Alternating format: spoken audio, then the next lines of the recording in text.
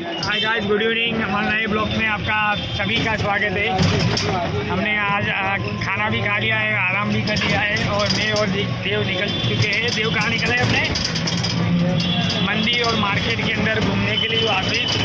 आज बच्चा बोला कि वो आज रात शाही स्टे कर रहे हैं महाकाल के दरबार में, तो क्यों ना आपको कॉरिडोर और गंगा घाट की आरती देखने के लिए चले।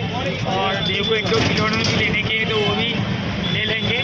और आप लाइक करो, कमेंट करो, क्योंकि वो जो व्हाट्सएप पे जो बाजू में जो स्टेटस पे क्लिक दिल वाला होता है उस पर क्लिक करो। आप जितना क्लिक करो तो उसमें हमको अंदर से उम्मीद जगती है कि हम एक और ब्लॉग बना रहे। क्या बोले देव, सही है? अगर तुमने हमको फॉलो किया तो हम तुमको iPhone 16 Pro Max देंगे। बॉक्स iPhone 16 Max Pro देव ने बोल दिया है, गिफ्ट भी देंगे। गिफ्ट भी देंगे। ठीक है, लाइक करो, फॉलो करो और शेयर करो, और वो दिल वाला ग्रीन कलर का वो दबाना तो भूलना मत। ओके, दूसरे ब्लॉग में मिलते। Bye bye.